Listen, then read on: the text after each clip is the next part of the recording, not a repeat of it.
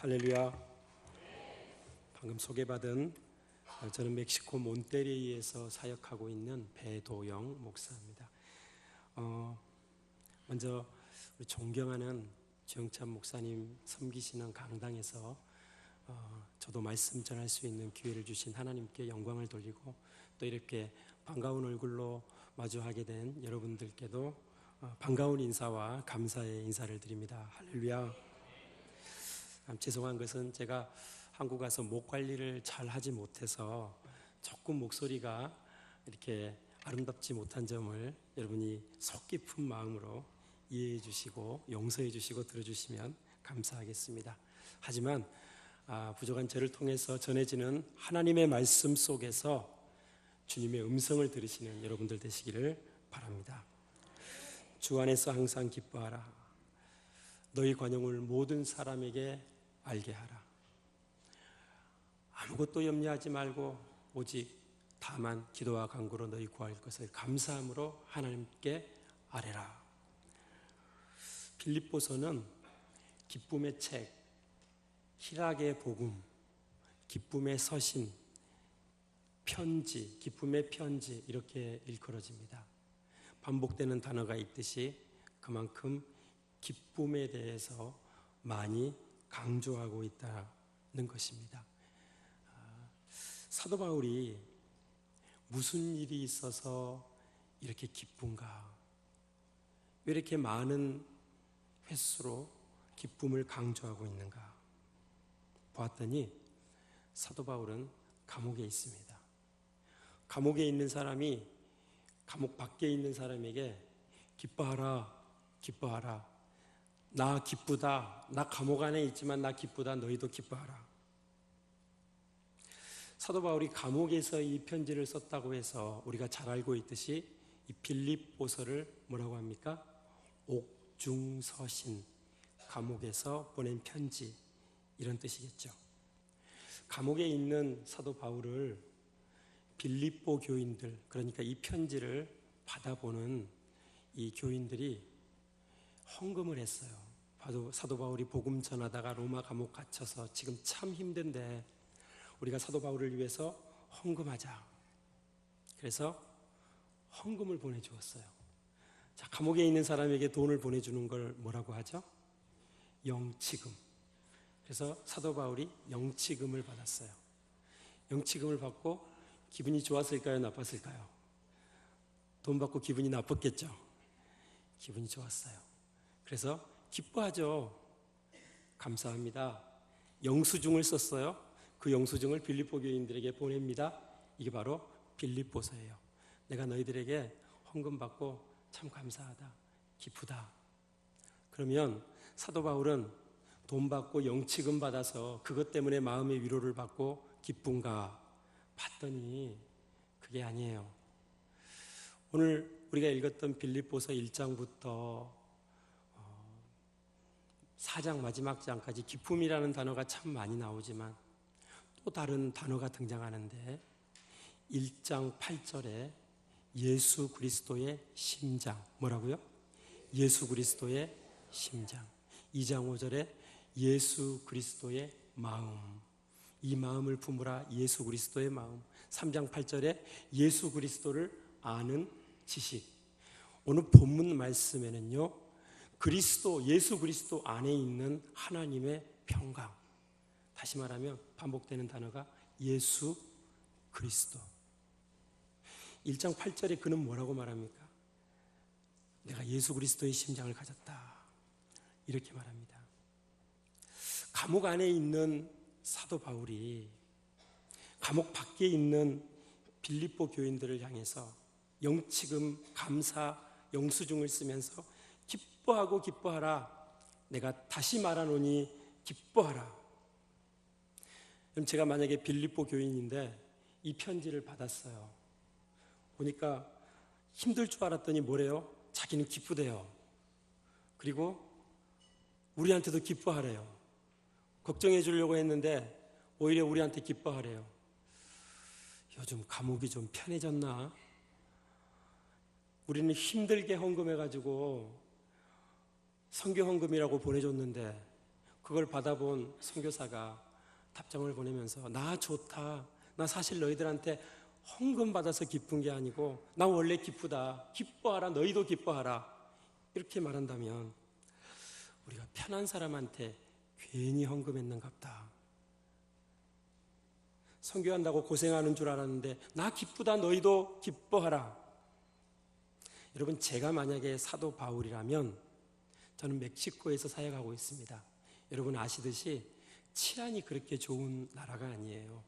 밖에서 듣는 소식보다 안에서 접하는 그 치안 환경에 대한 위협은 상당히 그 체감 온도가 높습니다. 그래서 늘 위협 속에 살아야 되고 집 나가면 긴장이고 지금도 도심에서 총성과 서로를 해하는 일들이 있고요. 중무장한 군인들이 아주 무거운 무기를 든 중무장한 군인들이 지금도 도시를 활보하고 다니는 나라가 멕시코입니다. 강도, 살인, 또 납치 이런 모든 위협, 그리고 역시 그 지역에 살고 있는 우리 한인들도 똑같이 그런 위협들에 노출되어 있지요. 죽음의 위협이 내 앞에 있다. 내가 힘들다, 춥다, 배고프다, 헐벗었다. 나를 좀 도와달라. 나를 좀 위로해달라. 제가 만약에 사도 바울이라면요, 내가 감옥에 있는데 죽음의 위협이 내 앞에 있고 춥고 헐고 헐벗고 배고프니 나를 위해서 기도해다오. 위로를 구하고 동정을 구했을 것 같아요. 그런데 사도 바울은요, 기쁨을 선포합니다. 내가 기뻐하고 기뻐하노라. 너희도 기뻐하고 기뻐하라. 항상 기뻐하라. 내가 다시 말하노니 기뻐하라. 빌립보 교인들에게, 아니 오늘 이 자리에 앉아 있는 우리에게 사도 바울이 명령하고 있습니다. 사도 바울이 어떻게 그럴 수 있었을까? 조금 전에 우리가 찾아본 근거대로 1장 8절에 예수 그리스도의 심장, 2장 5절에 예수 그리스도를 아는 지식, 예수 그리스도의 마음, 3장 8절에 예수 그리스도를 아는 지식, 오늘 본문에 그리스도 안에 있는 평강. 사도 바울은 예수로 충만해 있었던 거예요. 사도 바울의 기쁨의 근거는 영치금 받아서 기쁜 게 아니고 내 안에 예수가 있고 내가 예수의 심장을 이식받은 사람이기 때문에 기쁘다. 왜 예수의 심장을 이식받으면 기쁜가요? 내가 예수의 심장을 가졌다. 여러분, 이런 통계가 있는 거 아시죠? 어떤 사람의 심장을 내 안에 이식을 받으면요, 내 심장이 뛰는 게 아니고 그 사람의 심장이 내 안에서 뛰고 있는 거잖아요. 그 사람이 좋아하던 기호를 보면 나도 좋아하게 되고, 그 사람이 싫어하는 것을 내가 접하면 나도 모르게 나도 싫어증이 걸린다는 거예요. 이런 통계가 있는 거 여러분 아시죠? 그런데 사도 바울은 예수님의 심장을 이식받았으니 어떤 일이 생겼겠어요? 이전에 사도 바울이 너무 좋아하던 것이 지금은 싫어졌어요. 이전에 너무 부끄러워하던 것이 지금은 부끄러워하지 않아요. 이전에 자랑했던 것이 지금은 사도 바울의 자랑이 아니에요. 여러분, 주 안에서 자랑하시는 여러분들 되시기를 바랍니다. 자랑할 게 뭐가 있어요? 주 안에서 자랑합시다. 그리스도를 아는 지식이 충만할 때 예수 그리스도의 심장이 이식되고 이전에 즐기던 세상 일들, 찬송가 고백처럼 이전에 즐기던 세상 일도 주 사랑하는 마음 뺏지 못해. 예수 안에서 이전에 즐기던 것들이 더 이상 내 즐김거리가 아니고 이전에 부끄러워하던 행동이 내 자랑이 되는 역사가 있을 줄로 믿습니다. 예수 안에 있으면 변화가 있는 거예요. 즐길 것을 즐기시는 여러분들이 되시기를 바랍니다. 예수 그리스도를 아는 지식이 충만하다는 게 도대체 무엇인가? 그리스도로 가득 차 있다는 것입니다. 내가 받은 구원의 생리, 내가 받은 구원이 무엇이고 나의 죄됨이 무엇이고 그것과 반대해서 하나님께서 나에게 베풀어 주신 은혜가 무엇이며 칭의가 무엇이고 내가 받은 구원이 무엇이며 나는 자꾸 넘어지고 범죄하고 하나님께 등 돌리고 멀어지지만 그런 나를 세우시고 견인하셔서 궁극의 하나님 나라에 도달하게 하시는 그 가는 과정 가운데서도 우리를 성화시켜 가시는 내 의지로요? 아니요. 나는 넘어지고 범죄할 수밖에 없지만 오직 하나님의 은혜로 나를 견인하여 세워가시는 그 하나님의 사랑과 은혜가 무엇인지 아는 것이 그리스도를 아는 지식입니다. 이 지식이 가득 차 있을 때 여러분 어떻게 돼요? 그것이 밖으로 나오게 돼 있어요. 저희 매형이 광주에 사시는데 이 피부가 되게 약하세요. 제 기억에 하루는 식당에 갔다 오셨는데 이렇게 얼굴이 부르터 계시길래 왜냐 했더니 하얀 물수건을 이렇게 이제 입으로 닦으셨는데 그게 이제 예민해서 피부를 건드렸나 봐요. 그런 기억을 가지고 있는 제가 페이스북을 이렇게 뒤지다가 페이스북에 재밌는 제목이 하나 떴어요. 그래서 링크에서 들어가 봤더니만 유튜브가 뜨는 거죠. 그 유튜브에서 뜬 제목의 이름이 뭐냐면 제가 그 본 흥미로운 제목의 이름은 식당에 가서 물수건 사용하지 말아야 될 이유. 혹시 물수건 업계 종사하시는 분 계시면 용서해 주시기 바랍니다. 식당 가서 물수건 쓰면 안 되는 이유가 그 막 온갖 더러운 것을 다 닦아서 이제 그 물수건 업자가 가지고 가는데 그것을 깨끗하게 하기 위해서 어떻게 하죠? 아주 독한 화학 양품을 쓴다는 거예요. 근데 그것이 다 마르기도 전에 이걸 포장해서 가져오면 피부가 예민한 사람에게 건강에 문제를 일으킬 수 있다는 거죠. 이걸 또 제가 가만히 있을 수 있습니까? 저희 청년들 모였던 자리에서 얘들아 식당 가서 물수건 쓰지 말래. 그게 그렇게 안 좋은 거래 이야기했습니다. 청년 한 명이 손을 딱 불쑥 들더니만 목사님 캔커피 드시지 마세요. 캔커피 그게 어떻게 만들어지는데 그게 또 그렇게 안 좋다네요. 또 한 친구가 손을 번쩍 들더니 청년들이 제일 많이 먹는 간식이 뭐겠어요 여러분? 피자, 치킨, 햄버거 뭐 이런 거잖아요. 그죠? 또 분식 치킨인데 목사님 뼈 없는 닭 먹지 마세요. 뼈 없는 닭강정, 뼈 없는 닭갈비 이런 거 먹지 마세요. 그 사람 손으로 일일이 빼야 되는데 그게 힘들고 돈이 많이 들어가니까 인건비가 많이 들어가니까 약을 써가지고 그걸 빼는데 그 약이 또 그렇게 안 좋대요. 여러분 지금 고개를 끄덕이시면 안 돼요. 알고는 먹을 게 없어요. 그냥 믿음으로 드시기 바랍니다. 알고는 먹을 게 없어요. 캐나다에서 양고기를 수출하는데 자기 나라에 양고기가 한참 없을 때 영국에서 값싼 양고기 수입에다가 거기다가 캐나다 딱지 받아가지고 거기다 다시 수출했대요. 사람이 다 그렇지, 인간이 다 그래요. 알면 먹을 게 없고 알면 다가갈 게 없어요. 여러분 부부끼리 서로 한 입을 덮고 주무시는데 그 아내가 남편 속을 다 안다고 생각해 보세요. 징그러워서 어떻게 살아요? 알아가면 알아갈수록 함께 할 수 없는 것이 인간이고요. 알아가면 알아갈수록 수용할 수 없는 것이 인간관계예요. 그런데 결코 속지 아니하시는 우리 하나님께서 인간의 심장과 폐부를 다 감찰하시고 우리의 마음속 깊은 곳을 다 꿰뚫어 보시는 하나님께서 여러분 만약에 제가 지금 이 자리에 설교하는데 제 속에 있는 더럽고 사악한 마음들이 여기 영상에 막 여러분에게 다 뜬다고 생각해 보세요. 이 자리에 앉아서 설교 듣고 있을 분 한 분도 없을 거예요. 우리의 속을 다 꿰뚫어 보시는 속지 아니하시는 하나님께서 만홀히 여김을 당하지 아니하시고 회전하는 그림자도 없으시고 마음과 생각까지도 감찰하시고 우리가 어떤 생각을 할지도 미리 아시는 하나님께서 나를 용납하시고 나를 받아주시고 알면 알수록 우리는 멀어지는데 알면 알수록 내가 너를 알고 내가 너를 더 사랑한다고 말씀하시는 이분이 우리의 아버지 하나님이신 줄 믿습니다. 허물과 죄로 죽었던 우리들이 하나님과 분리되어서 뿌리 꺾인 꽃처럼 살아있으나 죽은 것 같은 낚시꾼에게 낚여서 물 밖에 나와서 살아있으나 죽은 것 같은 버둥거리고 있는 물고기 같은 죽은 생명과 같은 우리들을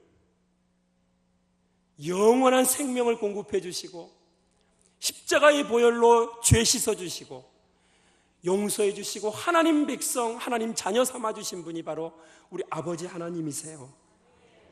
영원한 생명과 부활을 누릴 수 있도록 우리를 초청해 주신 분이 우리 아버지세요.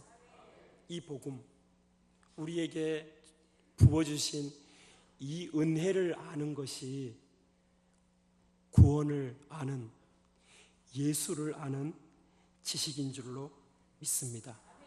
내가 어떤 사랑을 받았으며 내가 과거에 어떤 존재였는데 지금은 어떤 영광스러운 존재로 살아가고 있는지, 내가 얼마나 하나님 앞에서 적합하지 않았는데 합당한 존재로 여겨주시고 나를 사랑해 주시는지, 그럼에도 불구하고 나를 얼마나 가치 있는 존재로 여겨주시는지,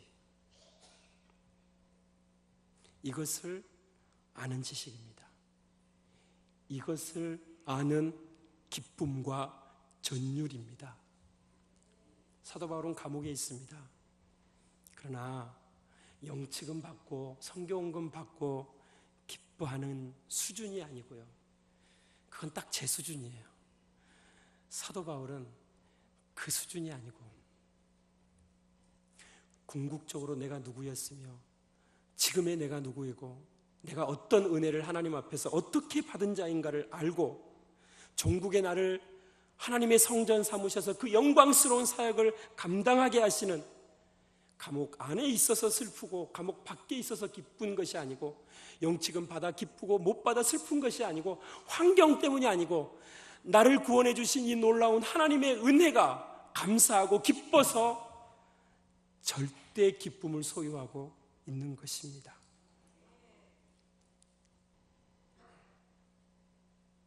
여러분, 이 지식이 여러분에게 충만하시기를 바랍니다. 이 지식이 충만할 때 많은 곳에 적용이 돼요. 고난받습니다. 고난은 힘들잖아요.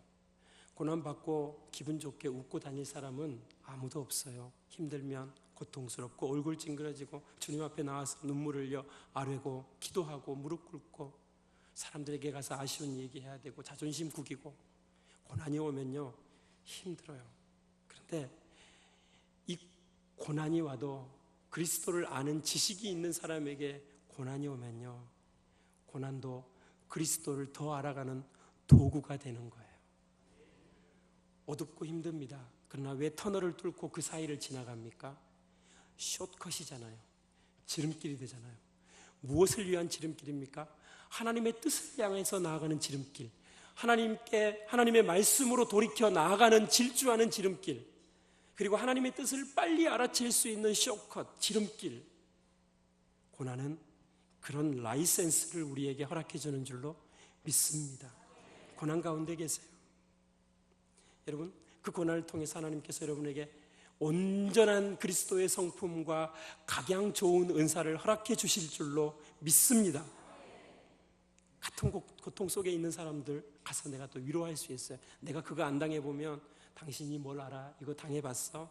똑같은 경험 가지고 가서 나도 알아 위로해주면요 위로가 되고, 위로의 라이센스, 하나님의 뜻을 아는 라이센스, 하나님 앞에 나아가는 라이센스, 이것이 고난의 라이센스인 줄로 믿습니다.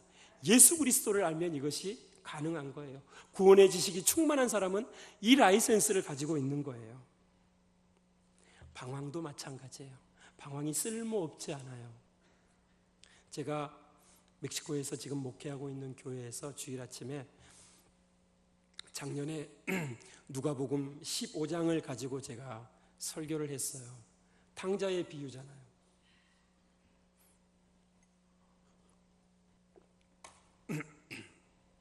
죄송합니다.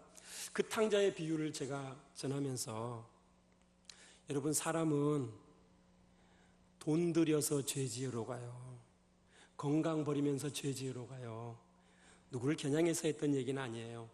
근데 그 자리에 저희 교인이 전도하셔서 교회 등록하시고, 작년에 11월에 학습받고 올해 4월에 세례를 받으신 그 미용실 원장님이 계세요. 우리는 그냥 문 원장님 이렇게 부르거든요.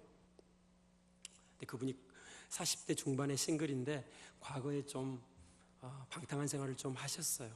지금은 생활 정리하고 돈 열심히 벌고 바르게 생활하려고 노력하고 계신 분이죠. 제가 이제 설교 마치고 밖에 서 있는데 이분이 설교 마치고 나오면서 제 손을 잡고 목사님 맞아요. 사람은요 돈 들여서 돈 잃으면서 범죄하려고 하고 건강 잃으면 범죄하려고 하고 건강 잃으면서 죄 지으러 가요. 경험들 계시죠? 사람은 돈 잃고 건강 잃으면서 죄 지으러 가요. 그런데 또 한 가지 있어요. 그게 뭔지 아세요? 그게 뭔데요? 목사님, 방황을 통해서 하나님의 사랑이 얼마나 큰지 알아요. 방황을 통해서 세상의 헛됨을 알아요. 제 마음에 너무 감동이 되더라고요. 이분 가운데 예수가 바로 들어갔고 이분이 예수를 아는 지식이 있구나. 여러분, 방황도 사용하시는 하나님이신 줄 믿습니다.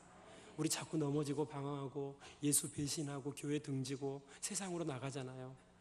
주일날에는 교회 나오지만 세상에 있는 동안 우리가 얼마나 주님 많이 배신해요. 그러나 그 방황조차도 예수를 아는 지식이 있는 사람이라면 그런 실수도 일으켜 세우고 회복시키고 깨끗하게 씻어서 합력하여 선을 이루게 하시는 하나님이신 줄 믿습니다. 얼마나 우리가 복된 존재예요. 얼마나 우리가 행복한 사람이에요.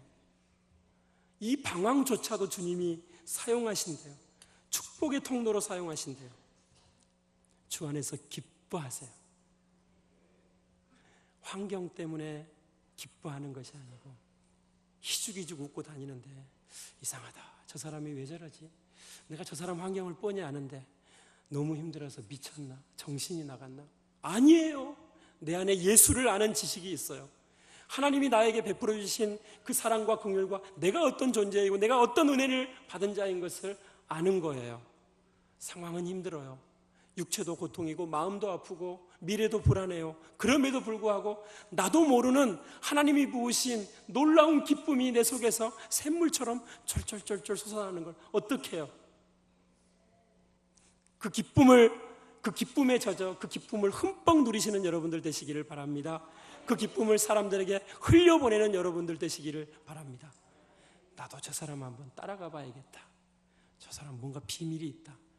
저러고도 저러는 거 보니까 뭔가 비밀이 있다. 나도 저 사람 한번 따라가 봐야겠다.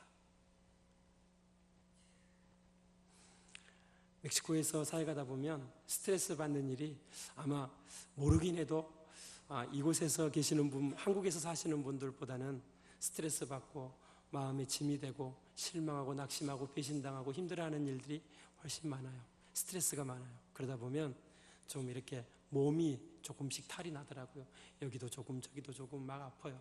그러면요 어떻게 하는지 아세요? 맨 처음엔 낙심하고 힘들어가지고 막 그만두고 포기하고 싶어요. 근데 그럴 때마다 하나님께서 사람을 붙여주시고 상황이 생기게 하시고 말씀을 주시고 막 그래서 저를 위로하시고 때로는 가장 가까이 있는 사람, 때로는 전혀 생각지 못한 사람들을 통해서 하나님께서 제 마음에 힘을 돋워 주셔요. 그럼 다시 힘을 차리고 기도해요. 아픈데 때리면서 어깨 빨리 제자리 붙어 제자리로 돌아가. 대상포진 좀 알았는데 이렇게 기도해요. 위장, 대장, 죄송합니다. 치질, 변비 별게 다 있었거든요. 막 기도해요. 엉덩이 때리고 무릎도 때리고 어깨도 때리고 머리도 때려요. 왜 그런지 아세요? 스페인어 공부가 그렇게 쉽지 않거든요. 멕시코 언어가. 그러니까 열심히 하고 물론 자유롭게 소통도 하고 하지만 아직까지 설교를 위해서 가야 될 길이 참 많아요. 그래서 이렇게 하면 이 머리에 여러분 해마라는 조직이 있다는 걸 알았어요. 근데 그 조직이 기억력을 관장하는 조직이라고 누가 그러더라고요. 그걸 알고부터 머리를 막 치면서 전두엽, 해마, 문 열어, 언어 들어간다 막 그냥 혼자 별짓을 다 하는 거예요. 그리고 혼자 좋아가지고 시부지.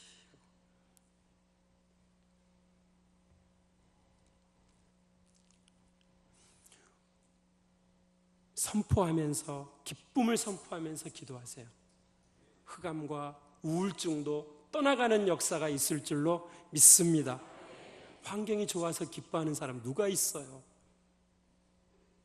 그 환경을 이겨내고 기뻐하시는 여러분들 되시기를 바랍니다. 예배 시간도 마찬가지예요. 우리가 하나님 만나는 이 시간이 얼마나 영광스러운 시간입니까? 그냥 와서 가만히 앉아 있다가 목사님 말씀 듣고 고개 끄덕이고 좋은 말씀 접수 아멘 하고 나서 그냥 돌아가셔서 잊어버리지 마시고 전심으로 주님을 예배하세요. 하나님, 나에게 예배의 기쁨을 빼앗아가는 악한 세력들이 떠나가게 해주시고 내가 예배의 기쁨, 구원의 기쁨, 찬양의 기쁨, 말씀 듣는 기쁨이 내 속에 회복될 수 있도록 하나님 도와주십시오. 기도하세요. 온 마음과 정성을 다해서 하나님 앞에 제사 드리세요. 성심을 다해서 하나님 앞에 헌신하세요. 빛 되신 주님이 오시면, 예배 가운데 빛 되신 주님이 찾아오시면 어둠의 권세는 떠나갈 줄로 믿습니다. 찬양할 때도 그냥 찬양하지 마시고, 오늘은 제가 너무 목이 아파서 그렇게 찬양 못하는데 저는요 찬양을 좀 평소에 좀 독특하게 하는 편이에요. 제가 이제 멕시코에 가기 전에 부천에서 목이 좀 평소에 성대가 좋지 않아서 빨리 목이 새고 해서 부천에 제가 유명한 이비인후과가 있어요. 갔더니 엄포를 넣으시는 거예요. 이비인후과 그 교수님, 그 원장님이. 뭐 해서는 안 되고 커피 마셔는 안 되고 너무 뜨거운 물 마셔서도 안 되고 뭐 하면 안 되고 소리 지르면 안 되고 말하면 안 되고 뭐 목사가 어떻게 해요? 전 또 커피를 얼마나 좋아하는데 그냥 냅다 지르면서 찬양하는 거예요. 찬양, 하나님이 주신 목소리 있는 동안 최선을 다해서 찬양하다가 없어지면 그만이죠. 뭐 어떻게 하겠어요? 내가 뭘 해요? 주님 다 주관하시는데. 아멘 하십니까? 찬양하는 거예요. 이 목소리 못한 제가 찬양을 이제 토요일마다 현지인들하고 같이 예배를 드리는데 9시부터 오후 2시까지 계속 예배 공과 공부, 그리고 뭐 피딩 사역, 또 어린이 축사 사역, 뭐 기도 사역, 이런 거 여러 가지가 이렇게 순서로 정해져 있는데 이렇게 하게 돼요. 현지인들 한 70여 명에서 한 80여 명 정도 모여서 같이 예배를 드립니다. 제가 시작하기 전에 매주마다 40분 찬양 인도해요. 그 언어로 찬양하는 것이 그렇게 쉽지 않을 뿐더러 또 목소리도 그렇게 좋은 편이 아니고 또 노래도 새로 배워야 되는 노래들이 너무 많고 거기다가 이제 다른 악기가 없기 때문에 제가 기타를 치면서 뒤에 북 치는 친구가 좀 도와주고 있고 기타를 치면서 찬양인도, 제가 그렇게 막 실력이 좋은 기타리스트가 아니에요. 잘하는 게 별로 없어요. 찬양 인도하는데 참 컴플렉스가 많다는 거죠. 목소리 좋지 못하죠. 뭐 발성 제대로 안 돼 있죠. 기타 못 치죠. 아직 언어가 뭐 100% 익숙한 능숙한 단계가 아니죠. 그러다 보니 막 여기저기 신경 쓰다 보니 막 진땀이 흐르고 한 15분 지나면요 온도도 여름 되면 막 40도 45도 이렇게 올라가거든요. 기타를 치면서 뭐 실내 환경이 있는 것도 아니에요. 아직까지 아이들 교실만 조그만하게 만들어놨어요. 어른들은 그냥 밖에서 예배하고 하는데 땀 흐르고 막 그냥 몸이 진땀 흐르고 막 가사 보랴, 기타 치랴, 찬양하랴, 마이크 대랴 막 정신이 없어요.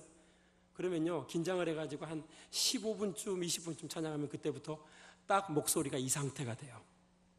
그때부터 찬양을 하면 고음으로 올라가면 100% 빅살이, 그 목소리가 마이크를 통해서 멕시코 성도들에게 그대로 전달이 돼요. 빈민 마을이에요. 무교의 지역이에요. 한동안 마약과 알코올 때문에 가장들이 탈선하고 참 가정마다 어려운 상처들이 많은, 그래서 자매들이 참 많이 나와 있는 아이들하고 남자들은 한 뭐 7, 8명밖에 안 되고 대부분 자매님들이 또 아이들이 많이 나와 찬양하세요. 근데 이분들이요 없는 환경, 고난 환경, 참 그 시골에 척박하고 광야 같은 환경 가운데서 살아가지만 교회 나와서 찬양할 때는요 그 찬양이 얼마나 열정적이고, 제가 볼 때 음정 박자 이런 거 필요 없어요.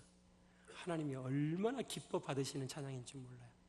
엘라스틴이라는 자매님이 계시는데 나이가 많이 드신 할머님이세요. 머리에 두건을 쓰고 다니시는데 항암 치료를 받고 있거든요. 휠체어를 타고 오세요. 17살 손녀가 항상 몰고 이렇게 와서 제 찬양 인도하면 왼쪽 편에 항상 제일 앞에 앉아가지고 찬양하시는데 그 시골길을 덜컹거리면서 이제 휠체어를 몰고 이렇게 와서 앉아 계시죠. 그런데 찬양하고 한 10분 정도 지나면요 이분이 그 자리에서 벌쩍 일어나세요. 뛰지는 못하세요. 무릎에 반동을 주면서 나름 할 수 있는 힘을 최선을 다해서 하나님을 찬양하시는 거예요.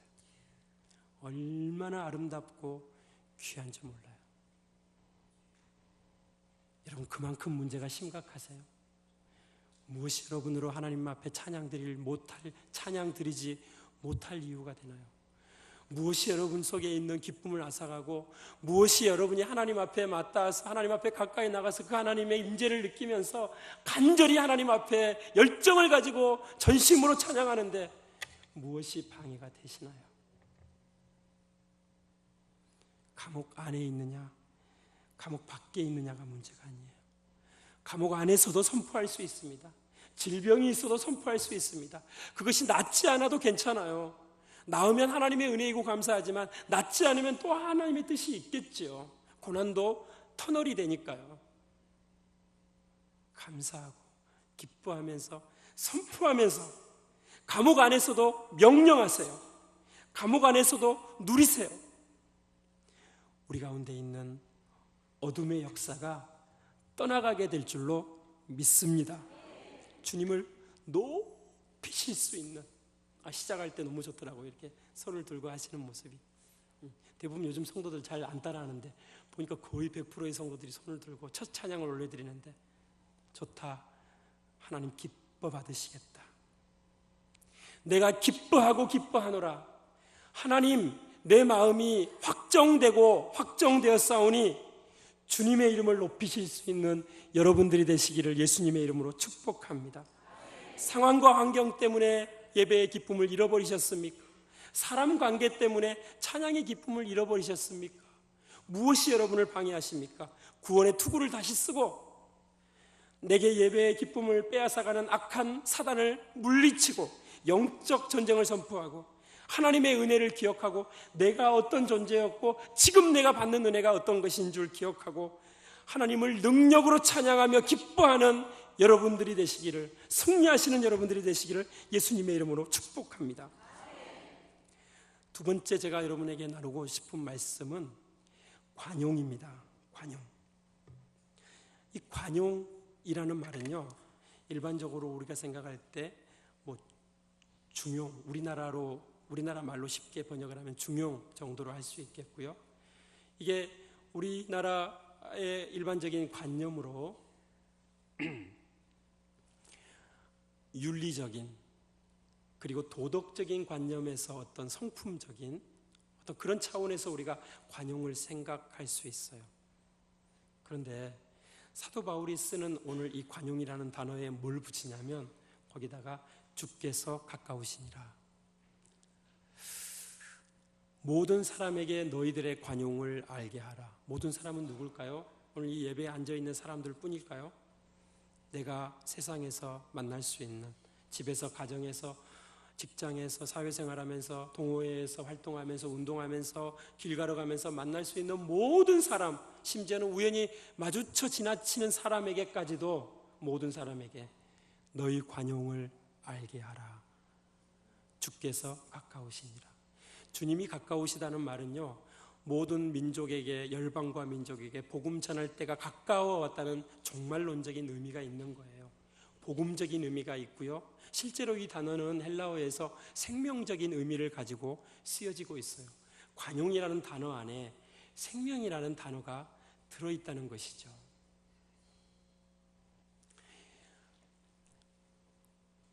어미가 아이를 임신합니다.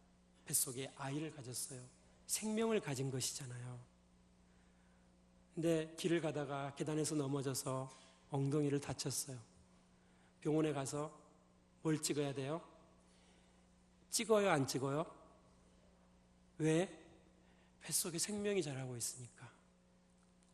근데 너무 이것 때문에 고통스러워하고 힘들어하니까 의사가 오히려 당신이 지금 육체 상태가 그것 때문에 스트레스 받고 힘들어지면 그게 더 아이에게 힘들 수 있으니까 엑스레이 한번 찍고 빨리 고치자고. 그러면 그 얘기를 듣고 아이를 생각하고 다시 엑스레이를 찍어요. 지금 엑스레이를 찍는 게 맞냐 틀리냐 이걸 얘기하는 거 아는 거 아시죠? 엑스레이를 찍어도 아이 때문에, 생명 때문에 찍고요, 엑스레이를 찍지 않아도 뱃속에 있는 생명 때문에 찍지 않는 거예요.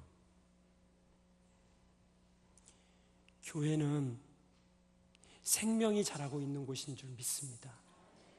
이 교회 안에 하나님이 생명을 키우고 계시고요, 우리 뱃속에 아이가 있는 것처럼 교회 안에 생명이 자라고 있어요. 내가 옳고 네가 틀렸어. 옳고 그름의 문제가 아니에요. 맞고 틀리고의 문제가 아니에요. 누가 잘하고 못하고의 문제가 아니에요. 뭐가 자라고 있어요?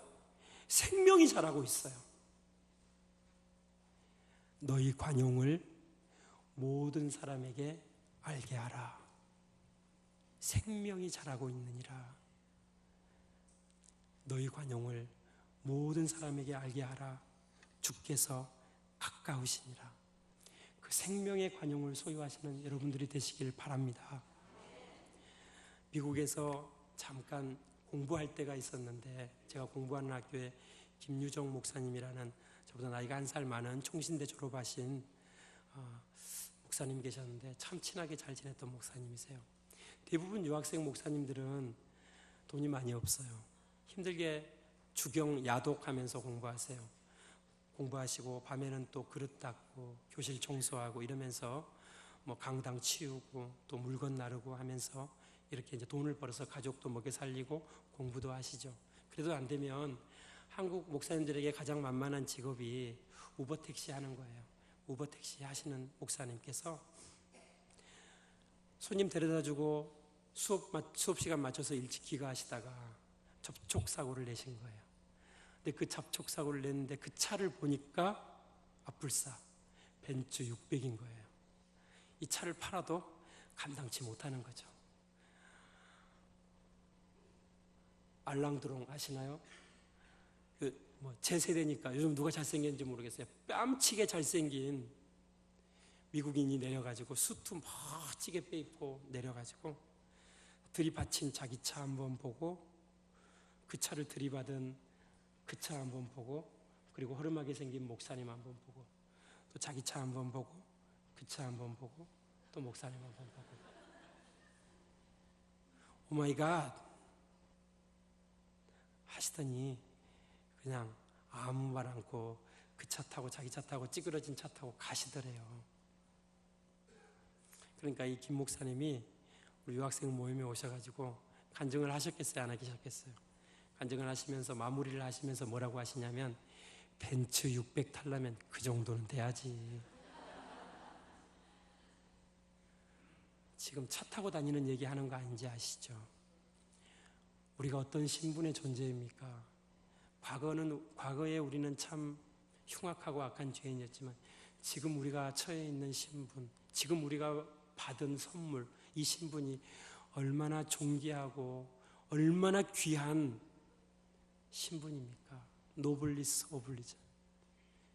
여러분 신분쯤 되시기를 바랍니다. 이것이 그리스도를 아는 지식의 힘이에요. 절대 기쁨의 힘이에요. 예수 믿는다고 하면서 선교지에 있으면 인내할 일이 얼마나 많은지 몰라요.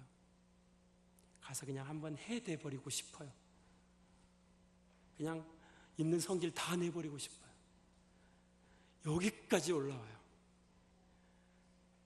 방법이 있으면 어떻게 하시든지 가서 보복하고 싶어요. 선교사조차도. 너무 그 배신이 크고 아프고 손해가 크니까.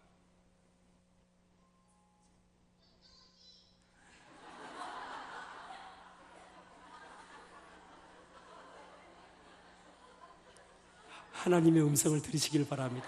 하나님 메시지가 왔답니다. 근데 가서 할 수 있어요? 내가 선교사인데요.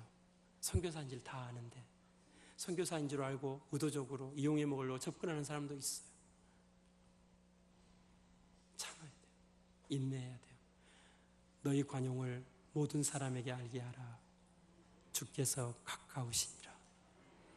너희 관용을 모든 사람에게 알게 하라. 왜냐하면 지금 하나님이 그 사람 속에 생명이 자라게 하고 있느니라. 이 차를 팔아서 어떻게 갚아요? 쩔쩔 매고 있는 목사님한테 당신 빨리 가가지고 차 팔고 돈 없으면 신장 팔고 눈 팔아 이러면 어떻게 되겠어요, 여러분? 여러분 속에 그리스도로부터 전수받은 생명의 관용, 그 관용을 모든 사람에게 알게 하는 이쯤 되는 그리스도인들이 되시기를 바라겠습니다. 이렇게 관용을 강조하는 사도 바울도요, 한때는 관용하지 못할 때가 있었어요. 그가 사도행전 15장에 이제 이전에 사도행전 13장부터 15장까지 1차 전도여행 하는 동안에 바나바, 그리고 바나바의 조카 생질이었던 마가를 데리고 가죠. 근데 마가가 귀족 청년이에요. 부잣집 청년이에요. 고생 안 해봤어요. 조금 선교지 이렇게 같이 동행하다가 구브로섬 배 타고 가서 그곳에서 복음 전하고 위기를 겪고, 또 다시 구브로섬에서 이제 버가 가가지고 버가 육지에 닿아가지고 터키 대륙에서 이제 티라우스라는 산맥 넘어서 비시디아 안디옥까지 가야 되는데, 그 산이 보통 험한 게 아니거든요. 강도들도 들끓고 무서워가지고 버가에서 마가가 중도 탈락, 선교지 중도 이탈, 예루살렘을 돌아와 버려요. 바울이 상처를 받았어요. 한번 네가 나를 배신해? 어디 두고 보자. 기억에 담았어요. 2차 전도여행을 떠나려고 하는데, 2차 전도여행은 이제 예루살렘 공의회에서 이방인들에게 할례 강요하지 말고 복음으로만 승부하자, 이거 기쁨의 편지를 전하는 그런 임무가 남아있는 그런 이제 사도 바울의 임무가 있어요. 이 기쁨의 편지를 들고 이방인들에게 가려고, 자기가 복음 전했던 그 교회들을 돌아보려고 하는데, 세상에 바나바가, 자기 동행자였던 바나바가 그 배신자 마가를 데리고 가세요. 여러분 같으면 마가를 데리고 가시겠어요? 안 데리고 가시겠어요? 한 번 배신한 놈은 또 그런다. 이게 우리 생각이잖아요. 안 데리고 가겠다고. 그래서 바나바와 바울이 성경에 심히 다투었어요. 그런데 바나바가 누군지 아세요, 여러분? 바울과 같은 바나바. 바울이 과거에 예수 믿기 전에 예수 믿는 사람 핍박하고 박해자로 있을 때, 예수 믿는 사람 잡아다가 결박하고 포박해서 감옥에 집어넣을 때에 바나바는 교회를 세우고 있었죠. 나중에 보니까 이 바울이 다메섹 도상에서 밝은 빛 가운데 예수님 만나고 회복되어서 그의 심령이 변화되어서 그리스도인 되어서 교회를 끼웃거리는 거예요. 교회를 끼웃거리는데, 사람들이 교회 끼웃거리는 사울을 다 이제 바울로 바뀌었겠죠. 바울을 보니까 핍박자가 와 있거든요. 어머나, 이게 웬일이야? 제가 우리 잡아 죽이려고 하나 보다, 우리 가두려고 왔나 보다. 안 받아주는 거예요. 교회 안에서 흡수되지 못하고, 교회 안에서 인정받지 못하고, 소위 말하는 왕따가 돼가지고 교회 밖을 기웃거리고 있는 이 바울을, 교회 문 밖에 있는 이 바울을 바나바가 목회하고 있다가 안디옥 교회에서 강대상에서 뛰어내려와가지고 그 바울을 끄집어 들여서 제일 앞에 앉혀가지고 그를 제자 삼고 군사 삼고 사도의 자리까지 올라가게 해 주었어요. 그리고 동사 목사 만들어가지고 안디옥에서 같이 사역하다가 같이 성령의 지도하심을 받아서 1차 선교여행 파송받았어요. 예수 믿는 사람 핍박하던 핍박자를 하나님의 사도로 만들어준, 견인해준 데 귀하게 사용받은 사람이 바로 이 바나바예요. 바나바가 볼 때에, 야, 사도 바울, 넌 선교지 이탈한 죄인 정도가 아니야. 네가 어떤 사람인지 네가 알잖아. 내가 너한테 어떻게 했어? 그렇게 교회 안에 들어오지도 못하고 소외받고 밖에 있던 너를 데려다가 교회 안에서 정착시키고 키우고 너를 사도까지 만들어주는데, 하나님께서 나를 너에게 귀하게 쓰셨는데 너는 선교지 이탈한 정도의 죄인이 아니잖아. 얼마나 흉악한 예수 핍박자에서, 그런데 너가 선교지 이탈했다고 내 조카를 거부해? 여러분, 우리는 선교지 이탈한 죄인 정도가 아니잖아요. 하나님 주신 사명, 조그마한 사명, 그것도 힘들어가지고 막 그냥 목사님 볼까 두려워가지고 뭐 그냥 막 예배만 드리고 쏜살같이 빠져나가는 그런 죄인 정도가 아니잖아요, 지금. 아이고, 올해 정말 못하겠습니다. 하나님, 나의 올해는 정말 못하겠어요. 너무 힘들어서 못하겠어요. 그 정도 죄인이 우리가 아니잖아요. 우리가 과거에 어떤 존재였고 지금 어떤 은혜를 받은 존재인 줄 우리가 안다면 하나님께서 나에게 베풀어 주신 그 사랑을 인하여서 여러분의 관용이, 여러분의 그 생명의 관용이 우리는 너무 쉽게 잊어버려요. 조금만 우리를 힘들게 하면 그 힘들게 하는 사람 찍어내는데 우리는 얼마나 재능이 많은지 몰라요.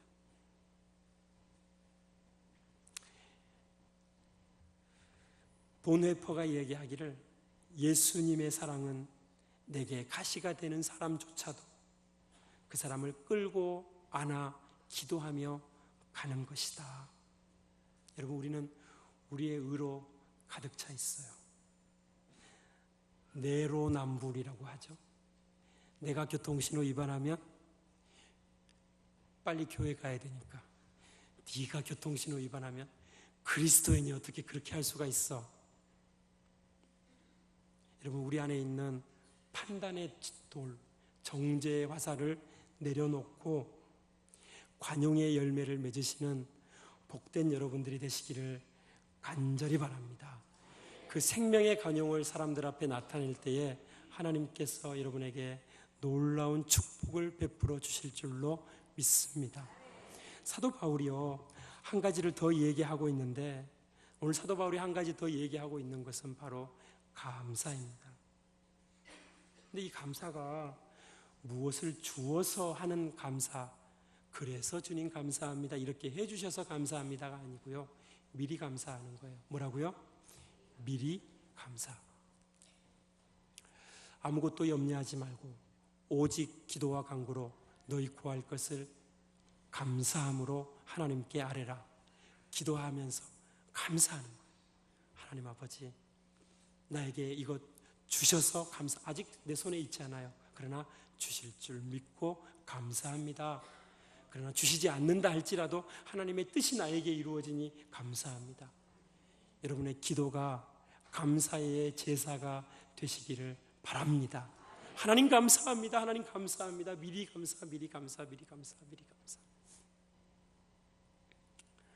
한 목사님 미국에 집회하러 가시는데, 그때 당시에 아이팟 터치 너무 귀하던 시절에 중학교 다니는 딸이, 아빠 미국 가면 그거 애플에서 나온 그거 아이팟 터치 그거 사다 줘.